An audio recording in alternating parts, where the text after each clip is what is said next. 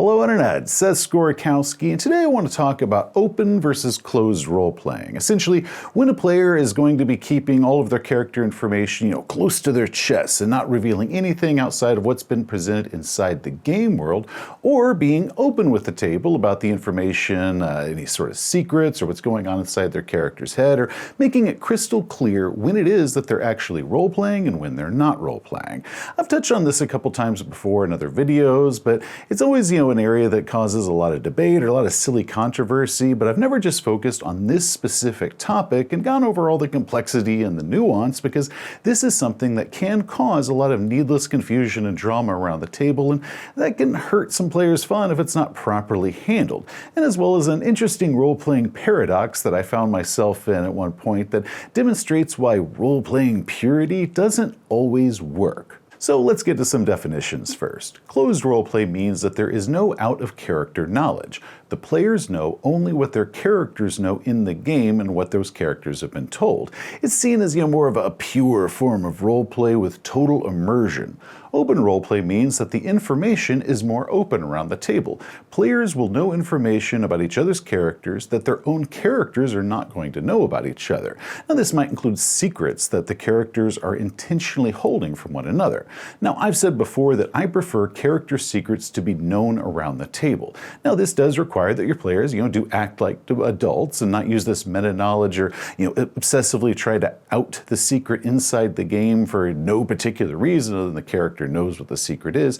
Instead, they just simply enjoy the drama. Essentially, a character secret isn't fun until it's been revealed. And if it's never revealed, then it's really disappointing for whoever it was that knew the secret in the first place. I mean, it might as well not have existed, right? But also, if it takes too long to reveal whatever the secret is, it can quickly go from, an "oh wow, what a great secret" to an indifferent shrug because it just didn't hit at the right time, or it might even feel like it was random. Men step out of the shadows from either side as another figure steps into the passage before you. Bronze medallion shows that he's a member of the Bounty Hunters Guild. At last I've found you. Hey, I promise those guys are still breathing when we last left them. What? No, him! The Earl's missing son, Diltram. Wait, what? You must be mistaken, sir. My name is Lars. The birthmark on his hip will prove that I am correct. Oh, damn it. Diltram? You named your character Diltram? So you've been a noble this whole time? We've been on like 8 adventures, man. Yeah, I've been keeping it secret from you guys. It's why I never went carousing when we were in towns, because I didn't want to get spotted. Huh. Well, I just thought you weren't engaging in the game. No, not at all, but aren't you guys surprised? It's neat, I guess. I mean, it explains all those notes you and Seth are swapping back and forth, but I don't know why I need to take this long to tell us, man. It's like, I don't know, it feels almost random at this point. Alfred Hitchcock has a wonderful quote on the difference between surprise and suspense, and it's a little long to repeat it all here, so I'm just going to summarize. So let's say you have a group of people that are sitting around a table talking about mundane things. It's nothing exciting, but then a bomb explodes. Now that is a surprise and a shock because it came out of nowhere. However, if instead we decided to show the audience beforehand that there was a ticking time bomb involved, then we play that scene out the same way. But now everyone is invested in the scene. The scene is interesting because the audience is watching it, counting down and yelling at the screen, "Oh my God, stop talking and look under the table, get out of there, it's going to explode." Essentially, we could give the audience 15 seconds of surprise when this bomb explodes, or 15 minutes of suspense leading up to the bomb exploding. So whenever possible, it's better if the audience is aware of the information that the characters lack. Now, while RPG players do control their characters, we are not the characters. We're the audience as much as we're the participants. And that's far more enjoyable if we do as Mr. Hitchcock advises and keep the audience, aka the players, informed more than the characters are informed. So if your character has some secret shame or some history or whatever it is, it's far better if the other players, aka the audience, is aware of that secret. That way everyone at the table can enjoy the drama of this character wrestling with it or trying to hide it from everybody. And that character's secret can be something that we can all enjoy for an extended time. The suspense of it, of will this come out, versus the brief surprise of when it actually does come out, providing that it actually ever does, because Very rarely do those secrets ever get revealed until after the campaign is done. Now personally, I feel it's perfectly fine if the player wants to keep their secret for a full session, maybe two, but eventually it's just a lot more fun if they reveal the secret to the other players sooner rather than later. After 3 days of travel, you return to the city. Sweet, now let's get some of our loot and party like rock stars. Lars is going to keep his hood up as we enter the gate, and then once we enter the city, he's just going to keep his eye out for any bounty hunters. Why bounty hunters? What do you do? I'm the runaway son of an earl. My dad has got all these men out there looking for me. Wait, really? Yeah, but you guys don't know that yet. All you know is that whenever we enter a city, I keep a really low profile. Might seem a bit suspicious. Now, speaking of which, you see a couple guys with guild badges on standing outside the tavern. Crap! Okay, so as we pass them by, I'm going to position myself that way Dweebles is directly between me and them, right? And I'm just going to kind of keep pace with them. That way when we pass them by, hopefully they won't notice me, though. Dweebles, you might notice that I seem to be walking beside you just a little bit weird. This not only lets everyone else around the table enjoy the drama and the tension, but help explain certain character actions that might seem random or keep the character's actions from being misinterpreted as being player behavior rather than the character's behavior. And in character, it helps show the other characters that there's some unusual activity or there's a secret out there to be discovered. And as I've said before, the first step in solving a mystery is knowing that there's a mystery to be solved in the first place. Years ago, I was the type of game master who liked keeping the players in the dark of what their characters didn't know. You know, we'd do notes with other players back and forth, and I'd regularly pull players aside for conversations, but the other characters weren't present for those conversations, therefore the players didn't get to hear whatever they were. But eventually I figured out that the vast majority of the time it was just a lot more fun if everyone was aware of the secret or whatever the secret conversation was. I also figured out that while secret notes and pulling players aside for secret conversations, that might be intriguing for the rest of the table at first, but it also quickly becomes annoying because the other players, they feel left out of the game, and that soured feeling of being snubbed or excluded can just end up poisoning the rest of the game experience. So Open Roleplay hasn't just made it more fun for everyone to sit around and watch and participate in whatever the secret is, but it's also cut down on a lot of the weird drama and hurt feelings that happens when you end up excluding your players because there's something that they're not supposed to know about because their characters aren't supposed to know about it. Now, some people prefer closed roleplay where information is only disclosed if their characters know what that information is. And while, yeah, in theory that does sound great, it almost never works out as well as people imagine it working. So to illustrate, I want to tell a story of an incident that happened to me as a player where we did totally closed roleplay and it ended up actually hurting the role-playing during the adventure. But first, a word from our sponsor, Start Playing. One of the most common questions that I receive is, Seth, you talk about all these great games out there like Call of Cthulhu and Traveler and Blade Runner and whatever else, but I can't find a group to play those games with. How can I find a group? Well, that's what Start Playing is for. Start Playing is a service that allows players to find a table with open seats, whether that be for Dungeons & Dragons, Pathfinder, Call of Cthulhu, Cyberpunk Red, or whatever else. There are thousands of games you can immediately find, ranging from single-session one-shots to full long-term campaigns.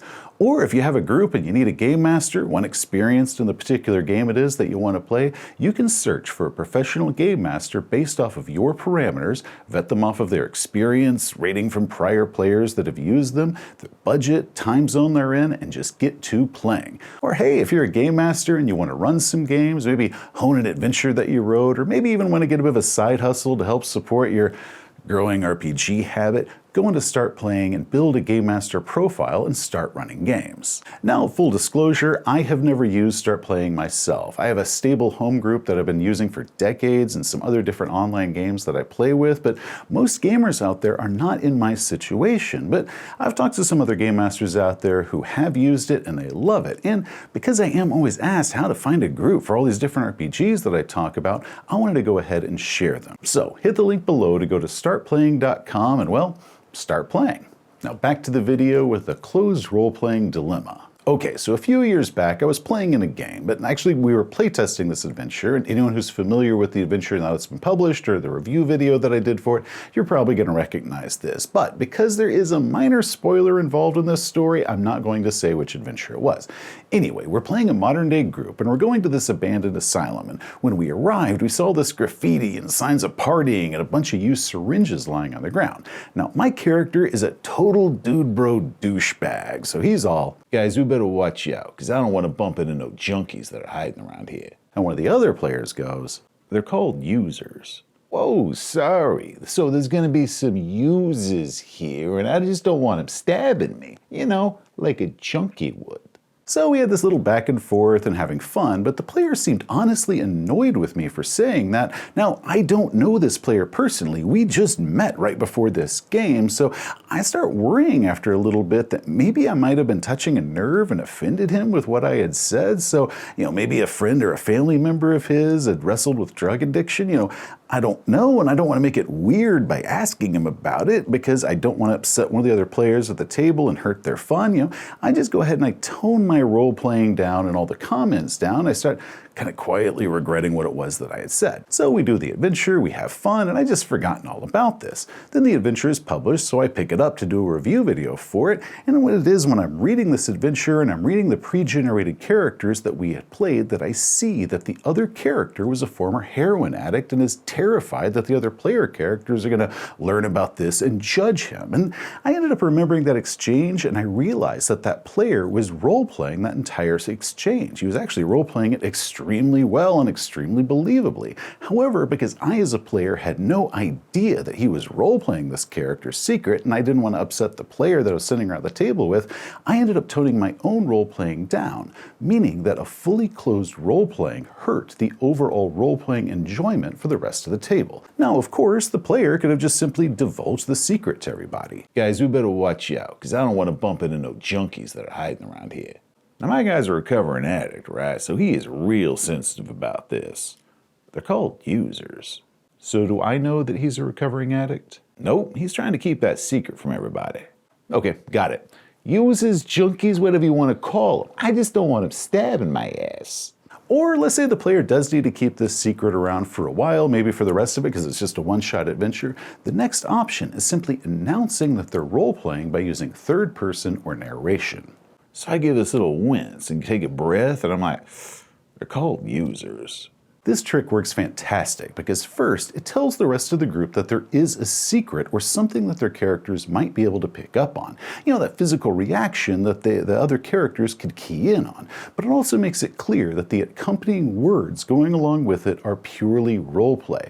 Believe it or not, most people are not as good at role players as they like to imagine they are. Now, to top that off, it also requires that the game master and the other players can detect those, little nuanced portions, or, even considering if they are even good at detecting all those little nuances, that to be able to determine that yes, that person is role-playing. For example, one weakness that I have as a game master, and yes, this is a very legitimate problem for me, is when a player is role-playing hostility. The fixer sucks his cigarette. Here's your 2,000 eddies. The deal was 5,000 eddies for the job.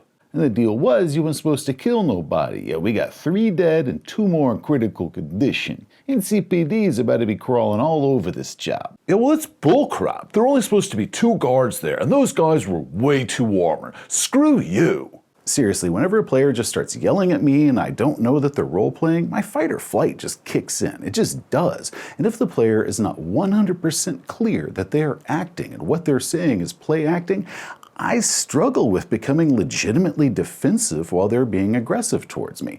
Now, what makes it worse is because I have seen a lot of players who thinly veil real hostility behind their performative anger, like all their real frustrations at the game or the situation is just bleeding through. And because I'm the game master and I'm putting whatever their obstacles are in front of them, they're frustrated with the obstacles and therefore they start becoming frustrated with me. So I end up wondering, are we still role-playing here? Are they legit legitimately yelling at me. Now, it can take a while for that adrenaline dump just to wear off, leaving me on edge for quite a while after these incidents happen. And I've spoken with enough other players and game masters out there to know that I'm not alone in this. Another problem area that we can have is griping, when a character's complaints really just sounds like it's the player complaining at the table. Now, whether that be about the mission or the opponents or the quality of the treasure or whatever it is, the game master starts wondering, did they not like this adventure? Again, I am very susceptible to this. I want my players to have a good time. Plus, I have seen several players over the years who thinly veil, their real complaints while, pretending that they're just role-playing.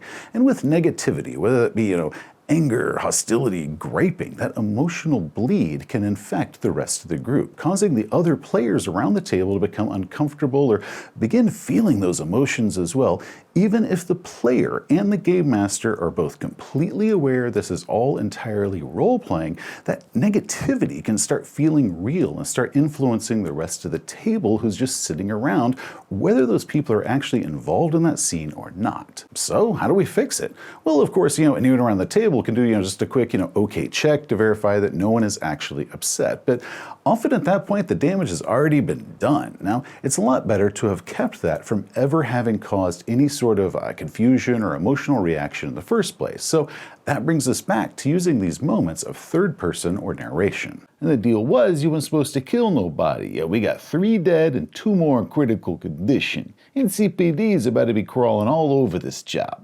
He just shakes his head, his eyes narrowing. Yeah, well, that's bullcrap. There were only supposed to be 2 guards there. Those guys were way too armored. Screw you. That subtle difference of either saying the character's name in the third person, that clarification that this is what the character is saying and not what the player is saying, or simply narrating the character's physical actions or emotions, that really clarifies that barrier there, making it clear that the words coming out of their mouth reflect the character's emotions and not the player's emotions. Now, personally, I am a fan of the player narrating their character's actions or emotions. Apart from the fact that it's this announced, like, hey, this is role-playing here, it gives the rest of the table a much larger perspective than just simply the words, the dialogue of whatever it is the character is saying.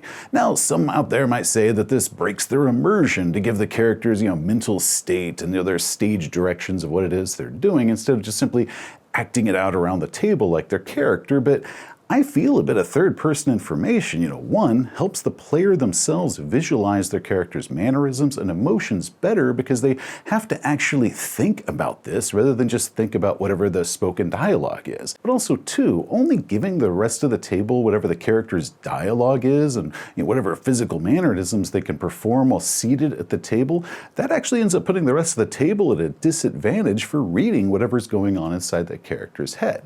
It's kind of like when you're reading a play versus you're reading a novel. All those extra details of the characters' emotions and their inner dialogue and all their physical mannerisms, I find reading a novel just far more immersive than reading a play that's just a bunch of dialogue. For those of us sitting around the table, especially if we're doing this online and we're looking at it through a screen, we can't see the character, tapping their foot or doing some sort of just minor physical clues, the same way that the characters inside the game will be able to detect that.